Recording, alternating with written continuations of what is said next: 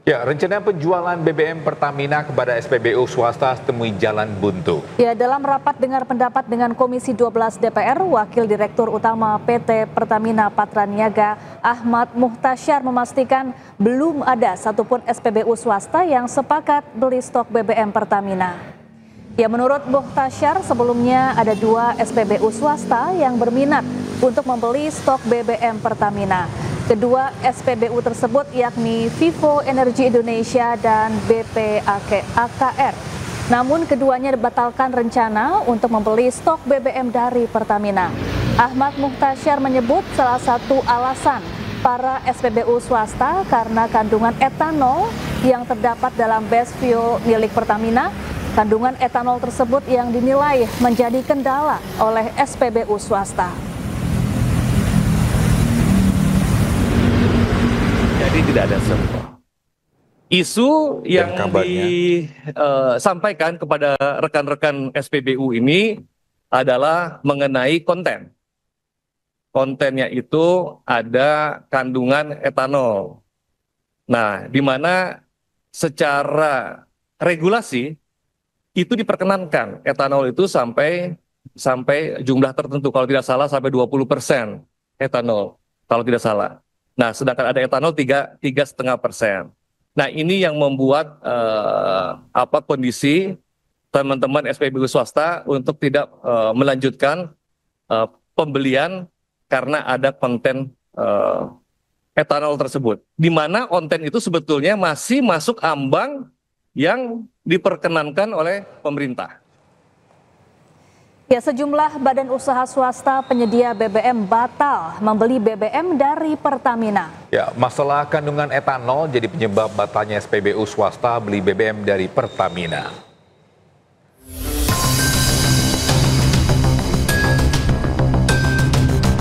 Sejumlah badan usaha swasta penyedia BBM buka suara perihal batalnya pembelian BBM dari Pertamina. Dalam rapat dengar pendapat dengan Komisi 12 DPR RI, Direktur Vivo Energy Indonesia Leonard Mamahit mengaku pihaknya memang berencana untuk membeli 40.000 barel BBM dari Pertamina. Namun pihaknya membatalkan rencana pembelian itu karena masalah kandungan etanol.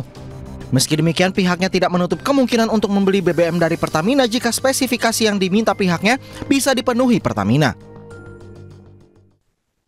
Saran dari Pak Menteri, kami telah mengadakan negosiasi dengan Pertamina untuk membeli, tapi karena ada beberapa hal teknis yang tidak bisa dipenuhi oleh Pertamina, sehingga apa yang sudah kami mintakan itu dengan terpaksa dibatalkan.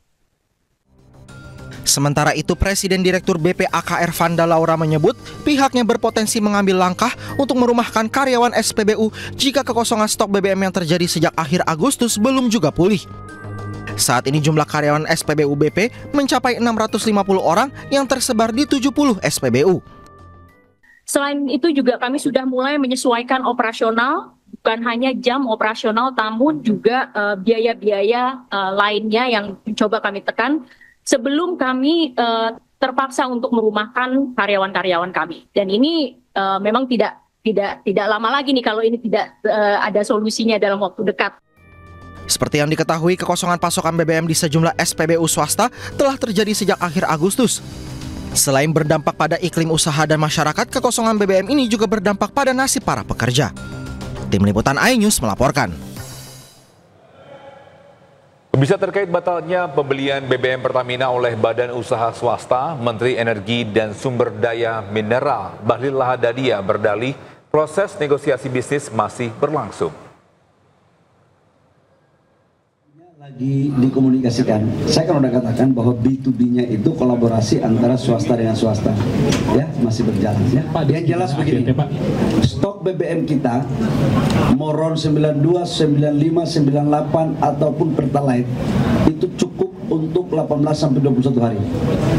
Kewajiban pemerintah memastikan bahwa stok BBM kita cukup. Oke. B2B-nya silakan. Kami hanya memberikan guidance, selebihnya diatur. Jadi tidak ada alasan dan tidak ada satu persepsi bahwa BBM kita ketersediaan kita menipis, nggak ada, udah penuh, semuanya ada. Kuota impornya pun kita sudah berikan sesuai dengan apa yang disampaikan sebelumnya. Puluhan orang yang tergabung dalam sejumlah aliansi berunjuk rasa di depan gedung Komisi Pemberantasan Korupsi Jakarta. Ya, mereka menuntut KPK menuntaskan laporan terkait dugaan penyalahgunaan anggaran dan dugaan kasus korupsi yang melibat Presiden ke-7 Joko Widodo dan keluarganya.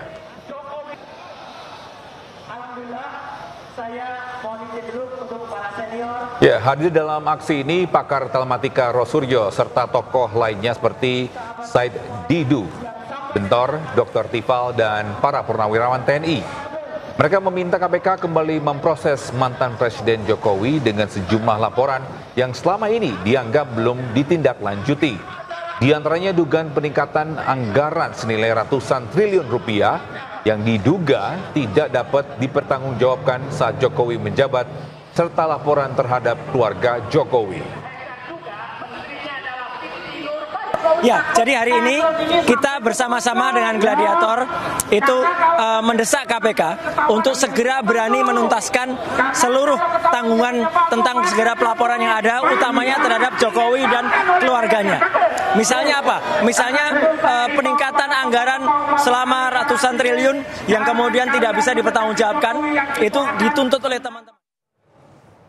Ya, sementara itu pengamat kebijakan publik Bonatua Slalahi sebut dapatkan salinan legalisir ijazah Jokowi dari KPU. Ya, menurutnya legalisir ijazah tersebut sama dengan ijazah yang diteliti Roy Suryo CS dan yang diunggah Dian Sandi kader PSI. Selama ini kan memang yang beredar itu kan yang begini ini kan dari yang namanya Pak Dian Sandi ya. Jadi beliau mengunggah di sebuah media sosial yang mirip seperti ini, mirip ya. Nah, jadi dia dibilanglah itu asli. Ya, sebenarnya aslinya belum ada sama sekali.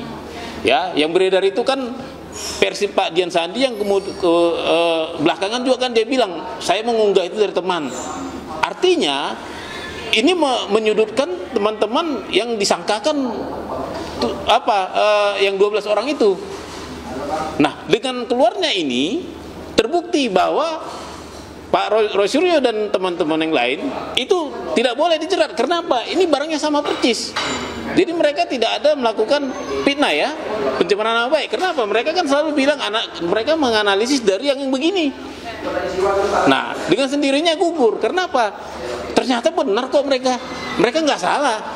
Terbukti yang dari Dian Sandi itu mirip seperti ini. Cuman ya kan, karena memang undang-undang keterbukaan informasi publik melindungi informasi sensitif itu dihitam-hitami, dikosongkan.